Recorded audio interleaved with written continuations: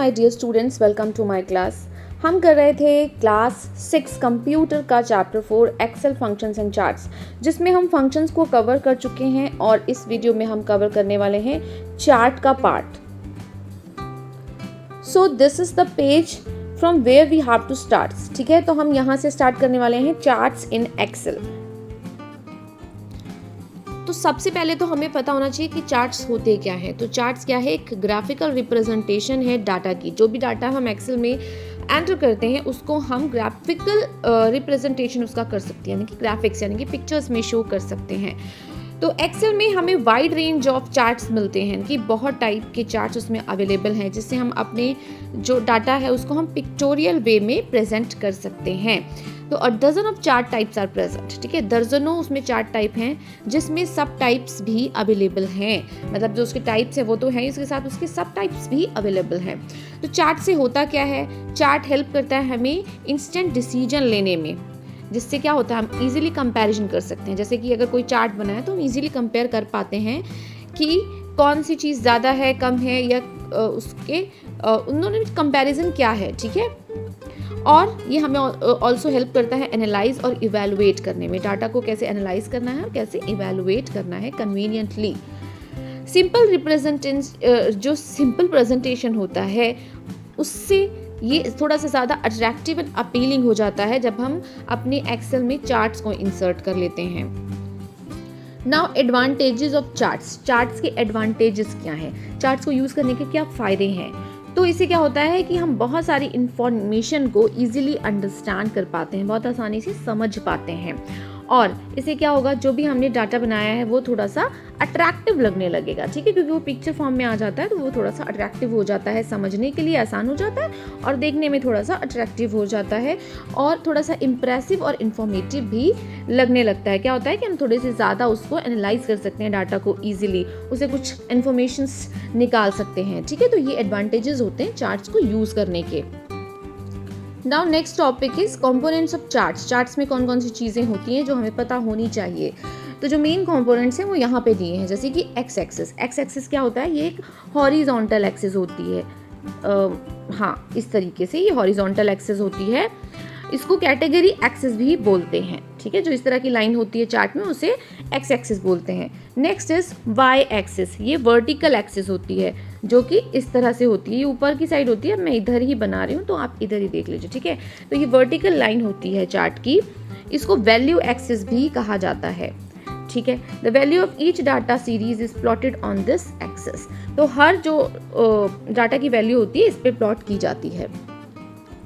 Data series क्या होती है? ये ग्रुप ऑफ डाटा है जिसका चार्ट बनाया गया है, चार्ट डिराइव्ड हुआ है जिसका। कोई ना कोई डाटा तो होगा जिसका हमने चार्ट क्रिएट करा है, तो उस पूरे डाटा को डाटा सीरीज कहते हैं। Next is data object. अब वो जो डाटा सीरीज है उसमें जो एक एक ऑब्जेक्ट है जिसका उसमें प्लॉट किया गया है वो होता है डाटा ऑब्जेक्ट। ठीक है, उसको डाटा ऑब्जेक्ट कहा जाता है।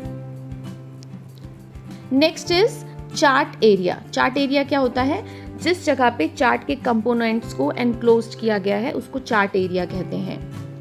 Next is plot area. Plot area जहाँ पे एक्चुअल चार्ट प्लॉट किया जाता है। ठीक है, यहाँ पे उसके कंपोनेंट्स होते हैं चार्ट एरिया में, और प्लॉट एरिया में उस चार्ट को प्लॉट किया जाता है। बस इतना ही डिफरेंस है इसमें।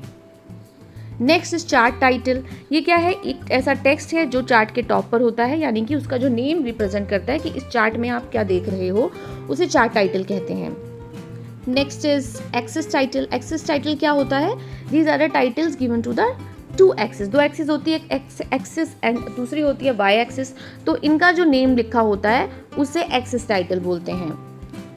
Next is grid lines. Grid lines क्या होती हैं? ये हॉरिजॉन्टल एंड वर्टिकल लाइंस होती हैं जो प्लॉट एरिया पे, जहाँ पे कि चार्ट बना हुआ है वहाँ पे बनी होती है। इससे क्या होता है कि उसकी रीडेबिलिटी थोड़ी सी एनहांस हो जाती है। हमें पता चलता है कि क्या है या एक्चुअली चार्ट में कौन सा पार्ट ज़्यादा है, कौन सा कम है।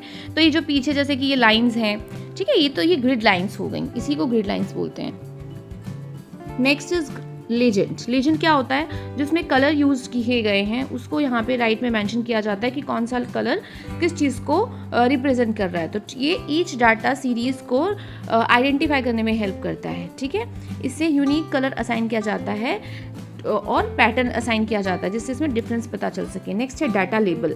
डाटा लेबल क्या है, जो यहाँ पे टॉप पे दिया गया है, इसकी एडिशनल इन्फॉर्मेशन है किसी भी डाटा की, ठीक है, कि कितना क्या है। तो ये एडिशनल इन्फॉर्मेशन जो इस डाटा के लिए दी गई है इसको डाटा लेबल बोलते हैं। यहाँ पे आप ध्यान से देखो तो आपको सारी चीज़ें दी हुई हैं, जैसे कि ये डाटा लेबल है, ये चार्ट टाइटल है, ये ग्रिड लाइन्स है ना, ये पीछे वाली जो लाइन्स है ग्रिड लाइन्स है, प्लॉट एरिया, ये एरिया जहाँ पे ये चार्ट बना है ये प्लॉट एरिया है, ये चार्ट एरिया है, ठीक है। ये जो यहाँ पे इसके डाटा सीरीज़ हैं ये चार्ट एरिया है, ये एक्स एक्सिस है, ये वाई एक्सिस है ऊपर वाली, और ये है डाटा सीरीज़, है ना, ये सीरीज़ है ना, इसी डाटा को प्लॉट किया गया है इस चार्ट पे। तो ये सारी चीज़ें होती हैं किसी भी चार्ट में। Now next topic is types of charts, कि कितने टाइप्स के चार्ट्स होते हैं। एक्सेल में कई टाइप्स के चार्ट्स आपको मिल जाएंगे, पाई चार्ट से लेके बार चार्ट तक, ठीक है। अब यानी कि बहुत सारे चार्ट्स होते हैं, वो सारे अभी हम देखेंगे वन बाय वन करके। तो first one is column chart. Column chart, तो कॉलम चार्ट क्या होते हैं, वर्टिकल बार्स होते हैं। यहाँ पे आप देखोगे ये होता है कॉलम चार्ट, ठीक है। यहाँ पे एक कॉलम बना है हर डाटा के लिए, और इसमें क्या बने हैं, वर्टिकल ये बार्स बने हैं, ये एक डाटा को रिप्रेजेंट कर रहे हैं। इससे क्या होता है, ये इजी टू कंपेयर होता है, यानी कि इजीली आप आइडेंटिफाई कर सकते हो कौन सा कम है कौन सा ज़्यादा है इसकी लेंथ को देखकर, ठीक है। और इसको वर्टिकल बार चार्ट भी कहते हैं क्योंकि इसमें वर्टिकल बार्स बने होते हैं। तो एक कॉलम चार्ट में जो कैटेगरीज होती हैं वो यहाँ दी हुई होती हैं एक्स एक्सिस पे, यानी कि हॉरिजॉन्टल एक्सिस जिसको बोलते हैं हम, और जो इसकी वैल्यूज़ हैं वो वाई एक्सिस पे यानी कि वर्टिकल एक्सिस पे दी हुई होती हैं। तो इस तरह से कौन सा डाटा कितनी वैल्यू का है उसकी लेंथ, उस बार की लेंथ उसी के अकॉर्डिंग होती है। Next is bar chart. Bar chart क्या होता है, ये टेबुलर फॉर्मेट में रिप्रेजेंट किया जाता है, और पैटर्न्स ऑफ कॉलम्स में भी, जैसे आप यहाँ पे देख रहे हो ये बार चार्ट है, ठीक है। तो इसके बार्स कैसे हैं, इस टाइप से गिवन है। तो इसकी जो कैटेगरीज है वो यहाँ पे मेंशन है और इसकी वैल्यूज यहाँ पे मेंशन है। तो बस इतना ही डिफरेंस है एक बार चार्ट में। नेक्स्ट है लाइन चार्ट।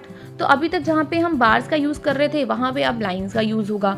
जहाँ पे भी टॉप पॉइंट्स है उसको क्लिक कर करके ये सारे ज्वाइन कर देंगे तो लाइन चार्ट बन जाएगा, ठीक है। ये कॉन्टिन्यूस डाटा होता है ओवर द टाइम, यानी कि ओवर द टाइम कैसा कैसा डाटा रहा है, इसलिए इसको ट्रेंड्स को शो करने के लिए आइडियल समझा जाता है। तो इसमें क्या होता है, यहाँ पे हॉरिजॉन्टल लाइन पे कैटेगरीज डिवाइड होती हैं और वर्टिकल लाइन में वैल्यूज डिवाइड होती हैं। Next is area chart. इसमें क्या होता है, मैग्नीट्यूड दिखता है कि ये देखिए एरिया कवर है, कितना एरिया कवर है, ठीक है। तो एरिया के ऊपर डिपेंड करता है, इससे आप आइडेंटिफाई कर सकते हो कौन सी चीज़ ज़्यादा है कौन कम है। इसमें भी सेम वही है, यहाँ पे कैटेगरीज हैं और यहाँ पे वैल्यूज़ गिवन होती हैं।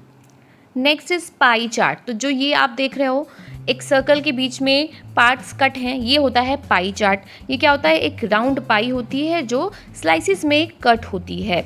Each value to a total, जो इसकी हर वैल्यू है वो इसके टोटल का परसेंटेज होता है, यानी कि अगर ये 100 है तो ये इसका कौन सा पार्ट है, इस टाइप से इसको डिवाइड किया जा सकता है और कंपेयर किया जा सकता है कि 100 में कौन सी चीज़ की वैल्यू ज़्यादा है। ये कंपैरेटिव साइज़ हैं इसमें, ये ठीक है, सारे साइज़ एक दूसरे के कंपैरिजन में है। तो ये होल का परसेंटेज होता है। यहाँ पे बार्स में एक सिंगल वैल्यू नहीं शो हो रही है, जितनी भी वैल्यूज़ हैं सबका टोटल है, देन उसको डिवाइड किया गया है, अगर आप इस तरीके से समझोगे तो। Next is doughnut chart. ये भी थोड़ा बहुत सिमिलर है पाई चार्ट से, बट यहाँ पे क्या है, यहाँ पे एक से ज़्यादा डाटा सीरीज़ है। जब आप चेक करोगे कि यहाँ पे डिफरेंट टाइम्स को शो किया गया है, ठीक है, डिफरेंट सीरीज़ में डिफरेंट लाइन्स। इसमें बहुत सारी रिंग्स हैं, यहाँ पे 3 रिंग्स हैं, तो हर रिंग में डिफरेंट डाटा सीरीज़ को शो किया गया है। ये भी रिलेशनशिप दिखाता है part to a whole. Next is scattered chart. तो ये जो है ये स्कैटर्ड चार्ट है। This is almost similar to line chart. Line chart जैसा है, बट उसमें क्या होता है, उसमें लाइंस यूज़ की जाती हैं और यहाँ पे स्क्रिबल लाइन को यूज़ की जाती हैं टू कनेक्ट द डाटा। यहाँ पे डाटा वैसे ही मार्क किया जाता है, उसको कनेक्ट कर दिया जाता है। Next is radar chart. Radar chart में क्या होता है, इसमें भी जो डाटा होता है उसको एक रेगुलर सर्कल्स में कनेक्ट कर दिया जाता है कि पहले कौन सा फिर कौन सा। ये देखिए ये सारी इसकी कैटेगरीज हैं, उसके अकॉर्डिंग इसको कलर डिफरेंट कलर्स में दिया गया और हर एक्सिस पे इसको कनेक्ट करके एक सर्कल बनाया गया है। तो जो लाइंस होती हैं वो सारी वैल्यूज़ को, एक सेम सीरीज़ की सारी वैल्यूज़ को कनेक्ट करती हैं। Next is 3D surface chart. तो जो ये चार्ट आप देख रहे हो यहाँ पे, ये है 3D सरफेस चार्ट। यहाँ पे आपको ये 3D डायमेंशन यूज़ किया गया, 3 डायमेंशन यूज़ किए गए हैं चार्ट को शो करने के लिए। एक टोपोग्राफिक मैप जो है इसका एक एग्जाम्पल है 3D सरफेस चार्ट का। Next is stock chart. ये स्टॉक चार्ट है, ये किसके लिए आइडियल होता है? ट्रैकिंग एंड स्टॉक मार्केट के लिए अच्छा होता है, उसके लिए इसको यूज़ किया जाता है। इसके आगे एक प्रोजेक्ट गिवन है, उसमें क्या करना है? एक चार्ट क्रिएट करना है। दिस इज द प्रोजेक्ट, ये क्रिएट करना है। तो इसके लिए क्या करना है? यहाँ से स्टार्ट हो रहा है क्रिएटिंग अ चार्ट। तो चार्ट को कैसे क्रिएट किया जाता है? तो एक्चुअली चार्ट क्या होता है, अभी हमने पढ़ा था कि ये ग्राफिकल रिप्रेजेंटेशन होता है डाटा का। जो भी हम डाटा एंटर करते हैं उससे वो ग्राफिकल रिप्रेजेंटेशन उसका आ जाता है। इससे क्या होता है? हम डाटा को कंपेयर कर सकते हैं और पैटर्न्स और ट्रेंड्स को ईजिली आइडेंटिफाई कर सकते हैं। इसके जो टूल्स होते हैं उसको यूज़ कर सकते हैं हम उसको ट्यून करने के लिए और उसको एक्सप्लेन करने के लिए। तो सबसे पहले क्या करना है? पहले तो इन डाटा को एंटर करना है और उसको फॉर्मेट करना है, जैसे कि हम सीख चुके हैं कि डाटा को कैसे एंटर किया जाता है, कैसे टेबल बनाई जाती है। देन आपको सेलेक्ट करनी है वो रेंज जिसका आपको चार्ट क्रिएट करना है। फिर आपको जाना है इंसर्ट टैब में, यहाँ पे आपको चार्ट टाइप मिलेगा। यहाँ पे आप जब क्लिक करोगे तो ड्रॉप डाउन मेन्यू खुल जाएगा। यहाँ से आपको वो चार्ट का स्टाइल चूज़ करना है जैसा आपको चार्ट क्रिएट करना है। फिर क्या होगा? In this example we have selected column chart type. तो इस जो एग्जाम्पल यहाँ पे दिखाया गया है, यहाँ पे कॉलम चार्ट टाइप को सेलेक्ट किया गया है। जैसे ही हम उसको सेलेक्ट करेंगे एक्सेल इमीडिएटली एक चार्ट को क्रिएट कर देगा। जैसे कि यहाँ पे आप देख रहे हो एक चार्ट उस डाटा का, इस डाटा का क्रिएट हो चुका है। उसके बाद जैसे आपने चार्ट आपका आ गया, यहाँ पे आपके 2 नए टैब आ जाएंगे, डिज़ाइन एंड फॉर्मेट, जिससे कि आप इस चार्ट को डिज़ाइन और फॉर्मेट कर सकते हो, यानी कि इसमें कुछ चेंजेस कर सकते हो। और अगर आप इस चार्ट को एक नई शीट पे इंसर्ट करना चाहते हो तो यहाँ पे आपको एक ऑप्शन मिलता है मूव चार्ट लोकेशन। जैसे आप इस पर क्लिक करोगे आप न्यू शीट इंसर्ट करके उसको न्यू शीट पे शिफ्ट कर सकते हो। इस सारे स्टेप्स को करने का एक क्विक वे ये भी है कि आप जैसे ही इसको सेलेक्ट करोगे ना इस टेबल को, तो आपको यहाँ पे एक टैग मिलेगा जिसको बोलते हैं क्विक एनालिसिस स्मार्ट टैग। जब आप इस पे क्लिक करोगे तो यहाँ पे क्या आएंगे? Chart step. चार्ट स्टेप में आपको सारे टाइप्स मिलेंगे। आपको जो एक्सेल है वो आपको सजेस्ट करेगा कि आपके टेबल के लिए कौन सा परफेक्ट होगा, और आप उसमें से जो भी टाइप आपको चाहिए आप उसको क्लिक कर दो और एक्सेल उस चार्ट को आपकी शीट पे इंसर्ट कर देगा। Moving and resizing the chart. जो चार्ट आपका इंसर्ट हुआ है उसको आप मूव भी कर सकते हो और रिसाइज भी कर सकते हो। तो सबसे पहले मूव कैसे करना है? कभी भी हमें ज़रूरत पड़ सकती है, जो हमारा चार्ट इंसर्ट हुआ है हमें उसको जिस प्लेस पे आया है वहाँ पे नहीं, हमें कहीं और चाहिए। तो सबसे पहले हमें एम्प्टी एरिया पे क्लिक करना है, जहाँ पे चार्ट है उसके एम्प्टी एरिया पे। जैसे हम उसको क्लिक करेंगे तो उसमें कुछ हैंडल्स आ जाएंगे सारे, ठीक है, इसको बड़ा करने के लिए, छोटा करने के लिए। और इसका जो साइन है पॉइंटर का वो ऐसे चेंज हो जाएगा प्लस के साइन में। इसके बाद आप क्लिक एंड ड्रैग करके इसको नई लोकेशन पे ले जा सकते हो, जहाँ पे भी चाहिए वहाँ जाके आप अपना माउस रिलीज कर देंगे तो एक्सेल इसको न्यू प्लेस पे मूव कर देगा। Next is resizing the chart. तो जैसे हम मूव कर सकते हैं वैसे हम रीसाइज भी कर सकते हैं, ठीक है। चार्ट को हम रीसाइज कर सकते हैं अपनी नीड के अकॉर्डिंग। तो उसके लिए क्या करना है? अगेन हमें जो एम्प्टी एरिया है वहाँ पे हमें चार्ट के क्लिक करना है। फिर इसके कॉर्नर में जब हम माउस लेकर जाएंगे तो उसके हैंडल ऐसे एरो में चेंज हो जाएंगे। उसको हम क्लिक एंड ड्रैग करके उसको रीसाइज कर सकते हैं। जितना हमें साइज चाहिए हम उसको चेंज कर सकते हैं, कम और ज़्यादा। उसके बाद जितना हमें चाहिए उसके बाद हमें माउस को वहाँ पे रिलीज़ कर देना है और उसका साइज़ चेंज हो जाएगा। Next is changing the style of chart. हम इस चार्ट का स्टाइल भी चेंज कर सकते हैं। जैसे कि जो हमने इंसर्ट किया उसके अलावा हमें कोई दूसरा चाहिए तब भी हम कर सकते हैं। उसके लिए भी हमें अगेन एम्प्टी एरिया पे क्लिक करना है। यहाँ पे डिज़ाइन टैब आ जाता है, उस पर क्लिक करेंगे। यहाँ पे हमें चार्ट के स्टाइल्स मिलेंगे सारे, उसमें से हम कोई भी चूज़ कर सकते हैं। अगर यहाँ वो नहीं है जो आपको चाहिए तो यहाँ कॉर्नर में क्लिक करके आपको और मोर का ऑप्शन मिलेगा। जैसे आप इस पर क्लिक करोगे मोर ऑप्शंस आर अवेलेबल, और आप इसको डायरेक्टली यहाँ से क्लिक करके भी इंसर्ट कर सकते हैं। तो जो भी स्टाइल हमने चूज़ किया है वो यहाँ पे अपीयर हो जाएगा, ठीक है। जैसे कि ये चेंज हो गया इसका चार्ट का style. Now adding the chart title. Chart का जो टाइटल होता है वो कैसे चेंज करना है? Type the title in the chart title. यहाँ पे जो चार्ट टाइटल है यहाँ पे आप उसका टाइटल चेंज कर सकते हैं। Next is changing the chart type of chart, ठीक है। तो आप जो चार्ट आपने इंसर्ट किया है उसकी टाइप भी आप चेंज कर सकते हो अगर आप अपने डाटा को मोर इफेक्टिवली प्रेजेंट करना चाहते हो, क्योंकि आप बेटर जान सकते हो कि आपका जो चार्ट है यानी कि आपका जो डाटा है आप उसको कैसे प्रेजेंट करना चाहते हो, तो आप उसको चेंज कर सकते हो। सबसे पहले उसके लिए भी एम्प्टी एरिया में, चार्ट का जो एम्प्टी एरिया होता है वहाँ पे आप क्लिक करोगे, यहाँ पे देन डिज़ाइन टैब आएगा, उस पर आप क्लिक करोगे, फिर यहाँ पे चेंज चार्ट टाइप की बटन मिलेगी, उस पर आप क्लिक करोगे। जैसे इसको क्लिक करोगे तो यहाँ पे एक डायलॉग बॉक्स ओपन हो जाएगा।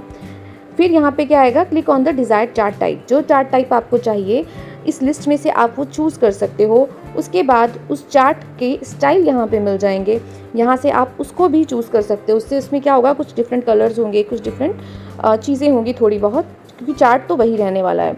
यहाँ से कॉन्फ़िगर कर सकते हो आप उस चार्ट को। देन ओके पे क्लिक करना है। ओके पे क्लिक करते ही जो एक्सेल है वो उसके चार्ट के टाइप को चेंज कर देगा। यहाँ पे क्या किया गया है, यहाँ पे जो यूज़ किया गया है कॉलम चार्ट को चेंज किया गया है एरिया चार्ट में, ठीक है। ये एरिया चार्ट है और पहले ये क्या था, ये इस तरह से कॉलम चार्ट था, तो इस तरह से इसको हम चेंज कर सकते हैं। Next is inserting spark lines. तो हम अपनी चार्ट में स्पार्क्स लाइन इंसर्ट कर सकते हैं। ये क्या होते हैं, ये टाइनी वर्ड साइज चार्ट्स होते हैं। जैसे कि जितना बड़ा एक सेल में वर्ड है इतना बड़ा चार्ट होगा जो कि एक सेल में अपीयर होगा, एक सिंगल सेल में अपीयर होगा, इसलिए इसको स्पार्क लाइन चार्ट्स बोलते हैं।